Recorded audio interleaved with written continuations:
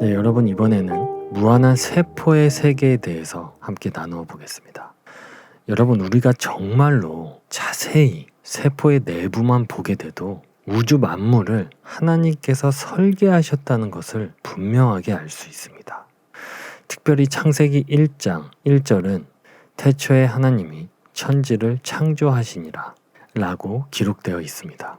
이 성경 기록은 이 우주가 창조되기도 전에 하나님만은 계셨다는 의미로 받아들일 수 있는 기록이기도 하고요. 자, 그렇다면 창조자 하나님께서는 어떤 분자가 어떻게 결합해서 어떤 물질이 되는지 당연히 정확히 알고 계셨으며 그 모든 만물이 그분의 뜻대로 만들어졌다는 것을 우리는 알게 됩니다.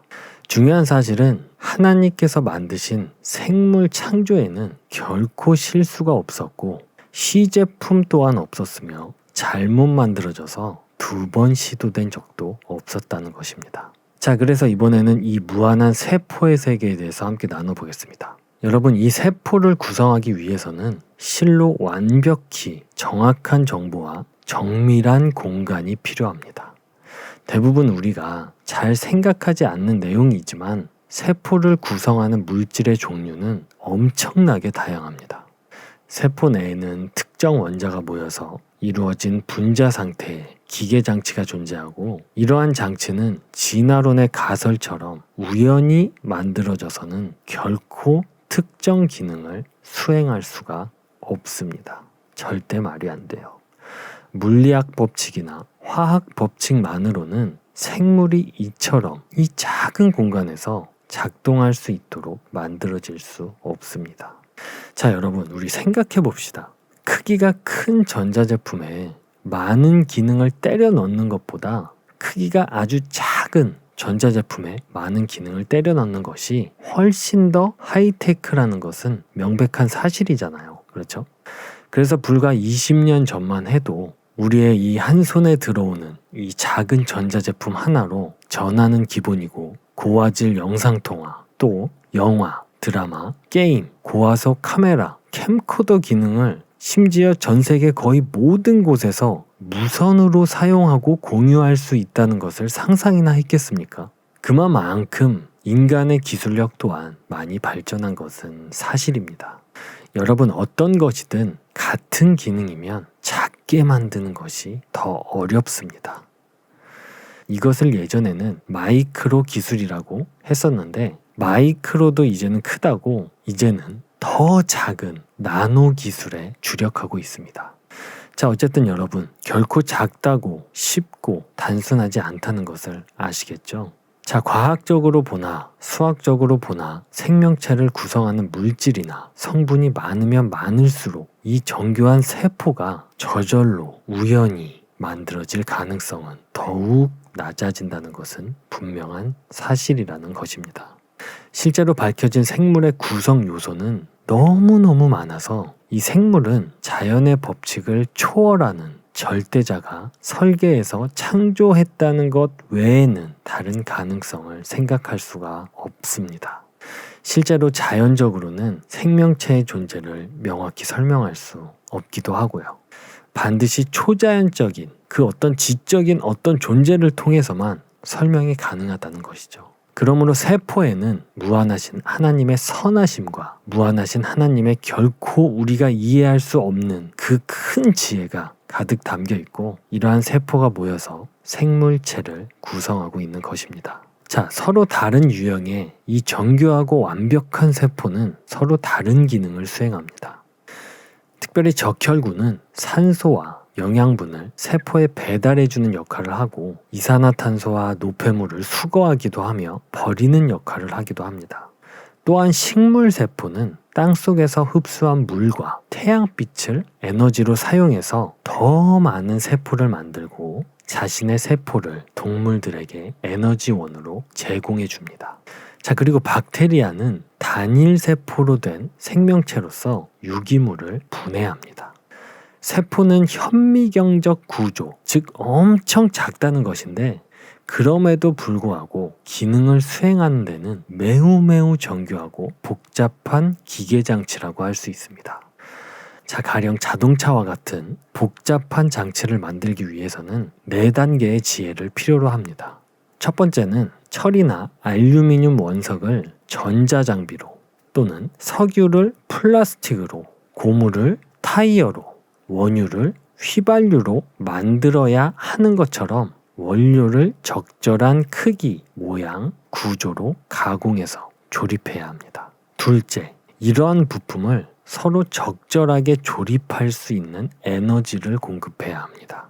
자, 그리고 셋째, 이러한 부품을 설계도에 따라서 조립해야 하는데 설계할 때부터 어떻게 하면 원료를 효과적으로 사용해서 폐기물이 적게 나오게 할 수 있는지도 고려해야 합니다. 자, 그리고 넷째, 이러한 계획을 진행에 옮길 숙련된 사람이 반드시 필요합니다. 즉, 공임이 필요하다는 것이죠. 자, 이런 식으로 세포를 만들 때도 이와 같은 과정이 반드시 필요합니다. 자, 그래서 이번에는 세포를 한번 보겠습니다. 자, 세포는 첫째, 에너지와 원료를 세포 성장에 필요한 물질로 바꿔야 합니다. 자, 둘째, 에너지를 사용하여 일이 효과적으로 진행되도록 해야 합니다. 셋째, 계획에 따라 부품을 조립해야 합니다. 넷째, 계획을 수행하는 주체가 반드시 있어야 합니다. 과정은 비슷하죠? 그런데 여러분, 세포는 절대 결코 단순하지 않습니다. 제가 앞에서는 자동차를 비교 대상으로 사용했지만 자동차를 세포와 비교한다는 것 자체가 사실은 민망할 정도로 자동차보다 세포가 비교 자체가 불가능할 정도로 더 복잡하고 정교합니다. 심지어는 그런 차이로 엄청나게 복잡하고 정교한 세포가 전자현미경으로나 간신히 볼 수 있을 정도로 작다는 것 또한 놀라운 사실인 거죠. 제가 거듭 말씀드렸죠. 작을수록 하이테크라고. 여러분, 자동차랑 세포의 크기 차이가 얼마나 날지 제가 굳이 말씀드리지 않아도 여러분 잘 알고 계시죠. 자, 세포 내에는 음식물에 들어있는 물질의 화학 결합을 변형해서 에너지로 만드는 세포의 발전소 미토콘드리아라는 것이 있습니다. 이 미토콘드리아는 만든 에너지를 ATP라는 곳에 저장해서 세포 내에 부품이 작동하는데 필요한 에너지를 공급합니다. 이 세포는 놀라울 정도로 효율적이어서 적절한 품질 관리 정책에 따라 세포를 구성하는 물질과 구조물을 만들어냅니다. RNA와 단백질을 사용하여 세포 분열이나 정보 전달과 같은 중요한 기능을 수행하기도 하고요.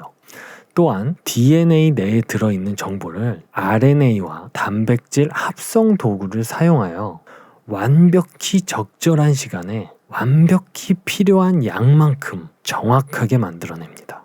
이렇듯 세포는 매우 정교하고 복잡하고 효과적인 정밀 공장이라고 할 수 있는 것입니다. 여러분, 이런 설명이 조금 어려우실 것 같아서 제가 뒤쪽에 꿀벌의 뇌와 슈퍼컴퓨터를 비교해서 비유를 해드릴 거거든요. 그래서 뒷부분에서는 여러분들이 이해하는데 크게 문제가 없을 거예요. 그러니까 조금만 더 들어주세요. 자, 그리고 여러분, 세포 분열. 이 세포 분열을 자세히 관찰하게 되면 우리는 실로 놀라지 않을 수가 없습니다. 이 세포가 분열하려면 종류에 따라 20분에서 24시간이 걸립니다. 이것이 얼마나 놀라운 시간인지 인간이 만든 것과 비교해보면 우리는 알 수 있습니다. 자, 비교적 아주 복잡한 구조로 만들어지는 우주 왕복선을 갖고 비교를 해보겠습니다.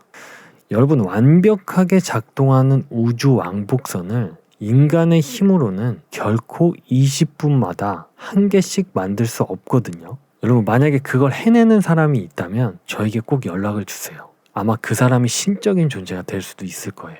다시 말하자면 결코 불가능하다는 얘기입니다. 그런데 우주 왕복선보다 훨씬 더 정교하고 복잡한 기능을 수행하는 이 세포가 20분마다 만들어지는 현상을 어떻게 진화론적으로 저절로 우연히 만들어진다고 믿는 것이 가능할까요? 정말 대단한 믿음이죠. 왜냐하면 우리는 결코 우연히 저절로 아주 오랜 시간이 걸린다고 해도 자연적으로 우주 왕복선이 만들어지는 것을 결코 이해할 수 없습니다. 여러분, 정말 그렇지 않습니까? 만약 우리의 수명이 몇십억 년을 살 수 있다고 한다면 몇백 혹은 몇천만 년이 지나면 우리 눈앞에 우주 왕복선이 저절로 우연히 만들어지는 것을 과연 볼 수 있을까요? 이것은 여러분의 판단에 맡기겠습니다. 아무튼 제가 이렇게 세포에 대해서 말한 데에는 이유가 있습니다. 뭐냐면 진화론은 우리가 원시적 단세포 조직에서 시작됐다고 말하기 때문입니다. 여러분, 다시 한번 말씀드리지만 작다고 해서 큰 것보다 결코 단순하지 않습니다. 오히려 그 반대죠. 요즘은 정말 더 작고 작게 만들어서 작다고 기능이 떨어지는 것이 아니라 성능은 더 높아지고 크기는 더 작게 만드는 기술을 계속해서 발전시키려고 노력하고 있잖아요. 그렇죠? 자, 이제 쉽게 한번 가보겠습니다. 우선 단적인 예를 하나 들어보겠습니다. 집신벌레 아시죠? 이 집신벌레도 우주 항공선보다 더 복잡합니다. 그 우주 항공선보다 복잡하고 정교하고 완벽한 수천 가지 기능들이 집신벌레라는 전자현미경으로나 간신히 볼 수 있는 이 작은 생명체 속에 모두 들어 있습니다. 여러분, 한 번 더 말씀드려서 죄송하지만 작을수록 결코 단순한 것이 아닙니다. 그런데 진화론은 뭔가 그런 식으로 포장을 하죠. 자, 어쨌든 예를 하나 들어보겠습니다. 여기 우리 새끼 손톱보다 작은 마이크로칩이 있습니다. 굉장히 작습니다. 그렇지만 이것이 결코 단순하지 않다는 것은 우리 모두가 알고 있습니다. 그렇죠? 이 조그만 마이크로칩은 성경의 모든 글자를 1초에 최소 200번 처리할 수가 있습니다. 다시 한번 강조합니다. 작을수록 단순한 게 아닙니다. 여러분, 꿀벌 아시죠? 꿀벌의 뇌와 미국 항공우주국, 즉 나사죠. 나사에서 사용하는 크레이라는 슈퍼컴퓨터를 비교해 보겠습니다. 자, 이거 재밌습니다. 이 컴퓨터는 한때 세계에서 가장 빠른 컴퓨터였습니다. 근데 이거를 비교 대상으로 지금 사용하는 것입니다. 자, 먼저 여러분 일단 아셔야 되는 것은 꿀벌의 뇌는 매우 작다는 것입니다. 그렇지 않습니까? 우리가 꿀벌을 본 적은 있어도 꿀벌의 뇌를 본 적은 없으실 거예요. 꿀벌 자체도 작은데 뇌는 얼마나 작을 거예요. 그렇죠? 그래서 마이크로칩이랑 꿀벌의 뇌와 비교했을 때 그 크기의 차이도 어마어마할 거예요. 마이크로칩이랑 비교해도. 근데 앞서 말씀드린 크레이 컴퓨터의 크기는 무지막지하게 거대하거든요. 그러면 여러분, 꿀벌의 뇌의 크기와 크레이 컴퓨터의 크기의 차이가 얼마나 나는지 감이 오시죠? 자, 이제 자세히 비교해 볼게요. 크레이 컴퓨터는 1초에 최소 600만 개의 연산이 가능합니다. 그런데 꿀벌의 뇌는 1초에 최소 1조 개의 연산을 할 수 있습니다. 꿀벌의 압도적인 승리입니다. 이 전자현미경으로나 간신히 볼 수 있을 정도로 작은 꿀벌의 뇌가 이 거대한 크레이 컴퓨터보다 대략 130배 빨리 계산할 수 있다는 것입니다. 자, 여기서 중요한 사실은 꿀벌의 뇌는 하나님께서 만드셨고 크레이 컴퓨터는 인간이 만들었다는 것입니다. 그리고 꿀벌의 뇌를 크레이 컴퓨터 옆에 놓으면 보일까요? 안 보일까요? 혹시 보인다는 분들이 있으면 어떻게 해야 돼요? 잘 돌봐드려야 돼요. 아무튼 그래서 꿀벌의 뇌를 크레이 컴퓨터와 같은 크기로 더 냉정하게 비교하면 비교하는 것 자체가 무의미할 정도로 꿀벌의 뇌가 압도적으로 하이테크가 되는 것입니다. 자, 그리고 또 중요한 것은 그렇게 작동하는 이것들이 얼마만큼의 에너지를 사용하느냐입니다. 여러분, 사람도 뭘 먹어야지 일을 하잖아요. 그렇듯이 얼마만큼의 에너지가 있어야 제대로 작동을 하냐, 그런 거예요. 여러분 다들 영화 반지의 제왕 보셨을 텐데 거기 보면 램바스라는 엘프들이 만든 신비의 빵이 나오거든요. 그 빵을 엘프들이 프로도에게 주면서 이런 대사가 나오죠. 이 빵은 한 입만 먹어도 하루 종일 배고프지 않을 수 있는 에너지를 만들 수 있는 빵이라고 하잖아요. 혹시 기억나시나요? 그 말이 결국 뭐냐면 그만큼 효율이 좋다는 것이 이런 빵 같은 것을 말하는 거예요. 얼마나 좋겠어요. 한 입만 먹어도 하루 종일 배가 고프지 않으면. 그리고 여러분, 우리 전자제품 고를 때, 특히 여름에 에어컨 고를 때 전기 소모가 적고 소모가 적은데도 더 시원하게 해줄 수 있는 에어컨을 꼼꼼히 따져보고 사시잖아요. 그렇죠? 전기 소모가 되게 중요해요, 에어컨은. 이제 그런 효율을 말하는 거예요. 근데 이 크레이 컴퓨터는 메가와트 단위라는 엄청난 에너지를 필요로 하는데도 불구하고 이 녀석은 전력을 항상 배고파합니다. 하지만 꿀벌은 10 마이크로와트만 사용해도 에너지가 남아 돕니다. 여러분, 꿀벌은 꿀을 만들 뿐만 아니라 꿀을 먹고 그 에너지로 날기도 하거든요. 즉 꿀이 에너지원인 것이죠. 근데 놀라운 것은 꿀벌은 대략 1갤런, 바꿔 말하면 3.8리터의 꿀만 있으면 160만 킬로미터를 날아갈 수 있습니다. 여러분, 이 꿀벌 엄청나지 않습니까? 요즘 같은 고유가 시대에 3.8리터당 160만 미터를 운행할 수 있는 그런 연비를 가진 자동차를 갖게 되면 어떻게 될까요, 여러분? 대략 지금 리터당 가격을 계산을 해보면 1,500원 정도 하거든요. 이제 뭐 지역마다 좀 다르긴 하지만, 근데 1,500원이라고 기준을 잡고 기름을 6,000원만 채우면 차가 고장이 나지 않는 이상 더 이상의 주유를 하지 않고도, 그러니까 차를 딱 뽑아서 딱 한 번 주유소에 가서 6,000원만 채우고 평생을 타는 거예요. 자, 그리고 조금 우습지만 가격도 비교를 해볼까요? 크레이 컴퓨터의 가격은 대략 4,800만 달러, 우리 돈으로 대충 500억이 넘는 가격입니다. 근데 지금은 저 정도의 가격은 아니겠지만 크레이 컴퓨터가 처음 나온 초창기 때에는 당시 가격이 저랬어요. 자, 근데 이에 비해 꿀벌의 뇌는 매우 저렴합니다. 사실 며칠만 투자하면 공짜로 얻을 수도 있잖아요. 우리 뒷산 같은 곳에 가면 있잖아요.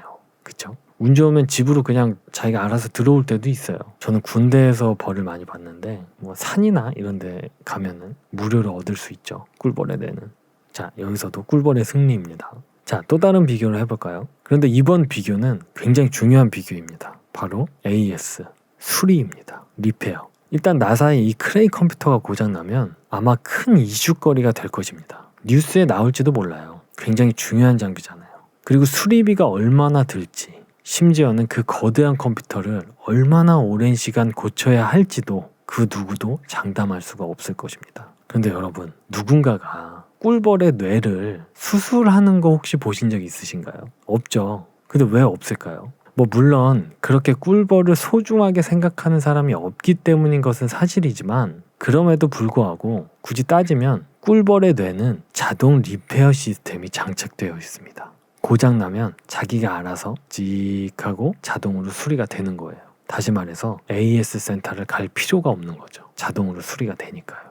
근데 사실 꿀벌뿐만 아니라 지구상에 사는 모든 생명체들에게는 모두 자동 리페어 시스템이 내장되어 있습니다. 인간도 마찬가지고요. 혹시 이 사실을 믿지 못하겠는 분이 계시다면 오늘 자신의 손등에 상처를 내고 보름 정도만 아무런 치료도 하지 말고 한번 기다려보세요. 보름이 지나면 그 상처가 자동으로 고쳐져 있을 것입니다.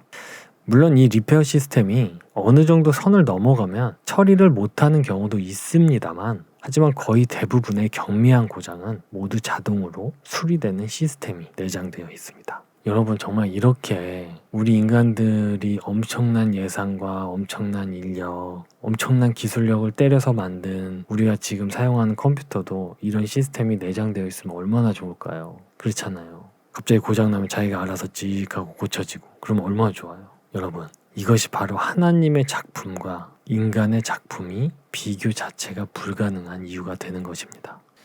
그리고 여러분, 이 모든 생명체에 내장되어 있는 이 자동 리페어 시스템만 잘 생각해봐도 우리는 진화론이 틀렸다는 것을 알 수 있습니다. 이게 무슨 얘기냐면, 자 여러분, 리페어 시스템이라는 것은 바꾸어 말하면 원래 상태로 되돌려 놓는 것이거든요. 그렇잖아요? 근데 만약 진화론이 맞다면 모든 생명체에서 이 자동 리페어 시스템이 가동되면 안 돼요. 진화됐든 태화됐든 돌연변이가 됐든 어쨌든 진화론에서 주장하는 것은 어떤 것이 다른 것으로 바뀌어야 되는 거잖아요. 그렇죠? 근데 모든 생명체에는 자동으로 원래 상태로 돌아가려고 하는 성질을 갖고 있어요. 그러면 과연 진화론에서 말하는 바뀌는 것이 가능할까요? 당연히 불가능하다고 생각되지 않나요, 여러분? 근데 만약 진화론의 주장에 힘을 보태주려면 이런 거예요. 만약 어떤 생명체가 고장이 나서 어떤 부분이 달라졌어요. 그러면 그 달라진 대로 그대로 유지되어야죠. 원래 상태로 되돌아가면 안 되잖아요. 그럼 진화가 안 되잖아요. 변화가 안 되잖아요. 여러분, 이렇게까지 생각해 보신 적 없으시죠? 근데 생각해 보니까 그렇죠. 자, 우리 한 김에 할 수 있는 비교는 다 해보자고요. 이번에는 무게도 한번 비교해 볼까요? 크레이 컴퓨터는 2300파운드, 즉 대략 1043kg 정도 나갑니다. 1톤이 조금 넘는 무게죠.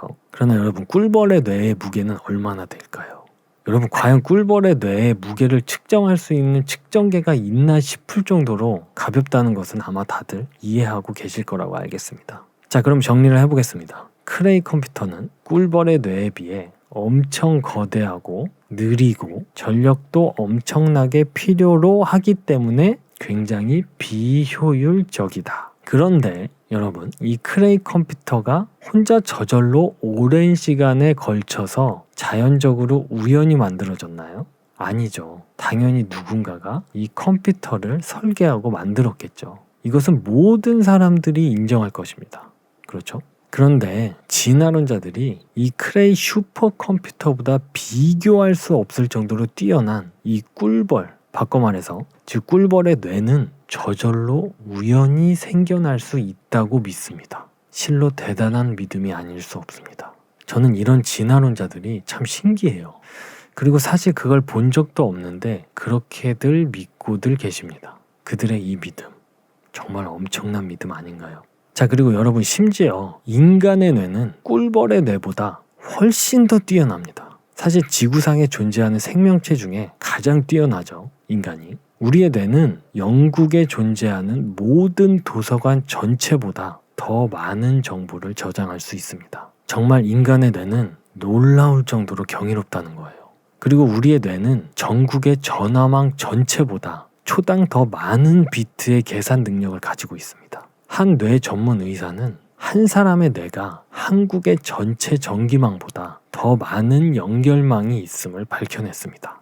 여러분, 전국에 얼마나 많은 전선이 연결되어 있을까요? 전봇대, 땅속, 모든 컴퓨터 안, 모든 기계 안, 모든 건물 안 등 얼마나 많을지 짐작하는 것 자체가 힘들 정도입니다. 그런데 우리의 뇌가 그것들보다 더 많이 가지고 있다는 것입니다. 또 진화론은 아이들에게 이렇게 말합니다. DNA는 아주 작은데 그것이야말로 진화를 증명한다. 더 정확하게 교과서는 이렇게 말합니다. 우리는 분자 생물학으로부터 증거가 있다. 증거가 있대요. 다윈은 모든 형태의 생명이 연관되어 있다고 추측했는데 이 추측은 입증되었다. 여러분, 입증되었대요. 여러분께 정확히 제가 말씀드립니다. 이런 게 입증된 적은 절대 없었습니다. 쉽게 말해서 이것은 거짓입니다.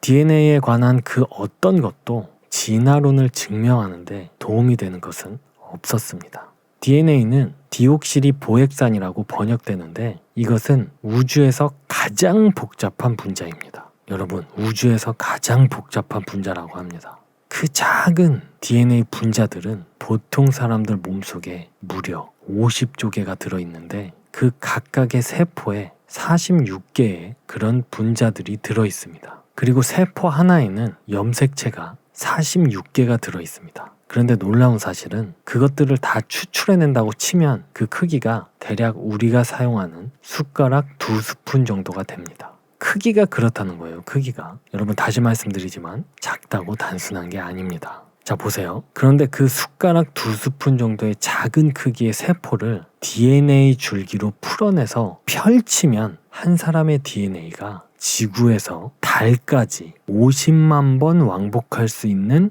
길이가 됩니다. 그리고 또 학계에서는 이런 연구 결과를 발표했습니다. DNA는 사람이 사용했거나 사용했던 모든 프로그램을 다 합친 것보다 더 많은 정보를 저장할 수 있다. 여러분, 컴퓨터가 DNA를 모델링해서 만들었다는 건 대부분 아실 거예요. 근데 그 정보의 양이 하도 방대해서 그것들을 측정하기 위해서는 새로운 숫자를 개발해야 한다고까지 말했습니다.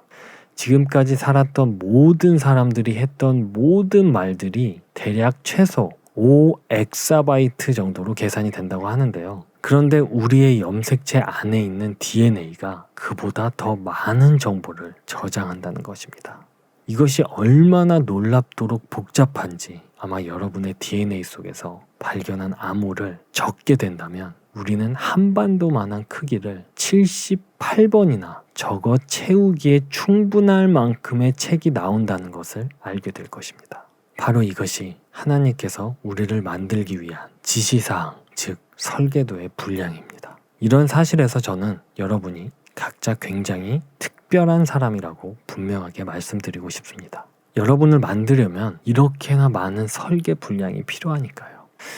다윗은 시편 139편 14절을 통해 이렇게 증언합니다. 킹 제임스 버전입니다. 내가 주를 찬양하리니 내가 두렵고도 놀랍게 만들어졌나이다. 주께서 행하시는 일들이 놀라움으로 내 혼이 그것을 매우 잘 아나이다. 여러분 보셨죠? 놀랍게만 만들어진 게 아니라 다윗 그 자신이 생각하기에 두려울 정도로 놀랍게 만들어졌다는 거예요.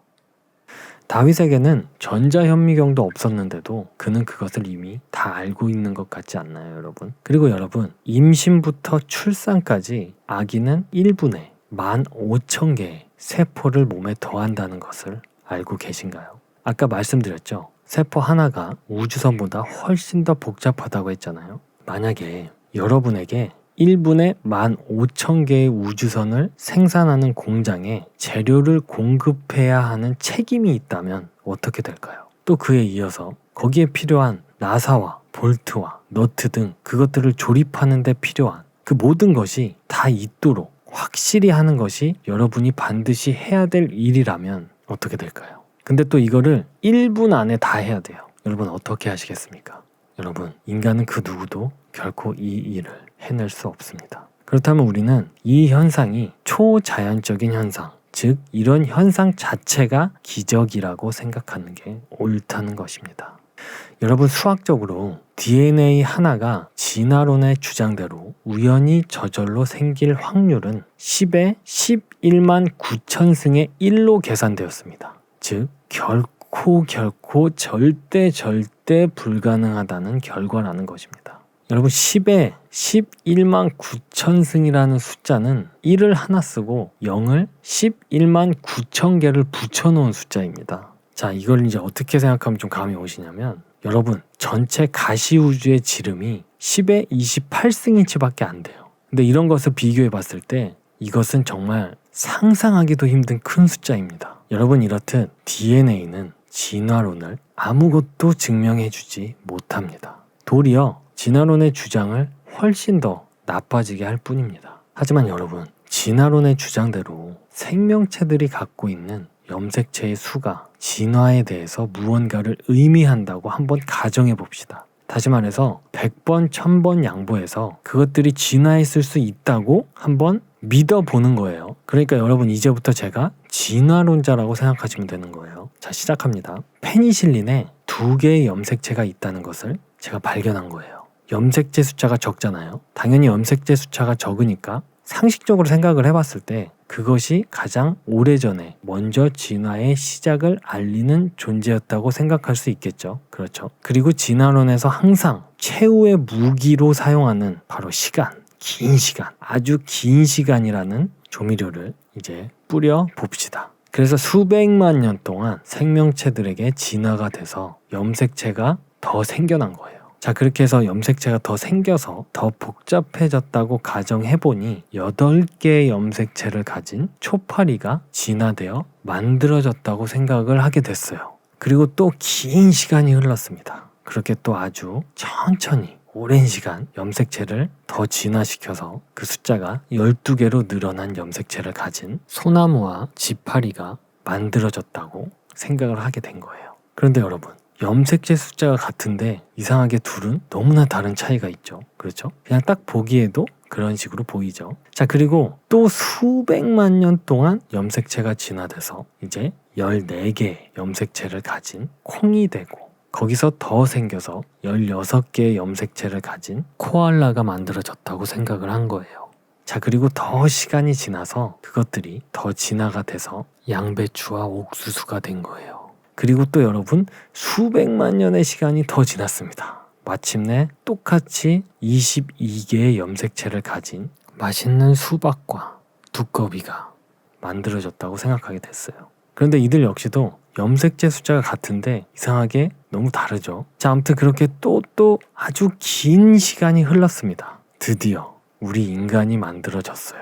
우리는 46개의 염색체가 있습니다. 근데 여러분, 재밌는 건 우리가 조금만 힘써서 시간이라는 묘약을 계속 넣어 진화가 돼서 2개의 염색체만 더 얻을 수 있다면 우리가 뭐가 될 수 있는지 아시나요? 우리는 위대한 담배가 될 수 있어요. 그리고 우리보다 무려 4개의 염색체를 더 가진 생명체가 바로 놀랍게도 아메바입니다. 그리고 우리가 더 진화돼서 더 많은 염색체를 갖게 된다면 개, 닭, 그리고 거기서 또 엄청나게 진화가 되면 잉어가 될 수도 있어요.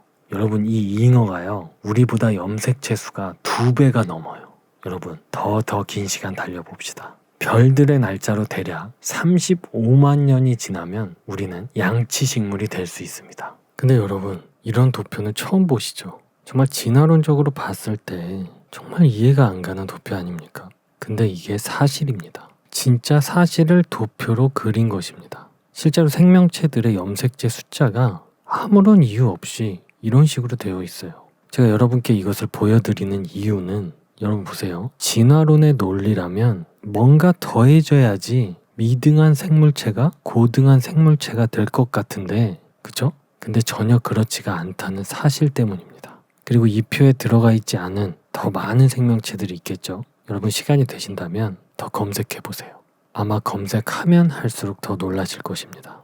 여러분, 여기서 우리는 재미있는 사실을 알아차릴 수 있습니다. 진화론자들은 항상 그들의 이론에 맞는 것들만 아주 힘들게 찾아서 사람들에게 비교하고 보여줍니다. 근데 정말 힘들게 찾을 거예요. 왜냐하면 거의 반대되는 증거들이 더 많기 때문이죠. 아무튼 진화론자들은 자신들의 이론에 맞지 않는 것들은 결코 보여주지 않습니다. 그게 너무너무나도 많은데도 말이죠. 왜 그들은 그에 반대되는 수많은 연구 결과들의 자료들, 도표들은 보여주지 않는 것일까요? 왜 그들이 말한 덜 진화됐다고 얘기하는 양서류가 더 진화됐다고 하는 포유류보다 5배나 많은 DNA를 가지고 있고, 어떤 아메바는 인간보다 1000배나 더 많은 DNA를 가지고 있다는 것을 보여주지는 않는 것일까요?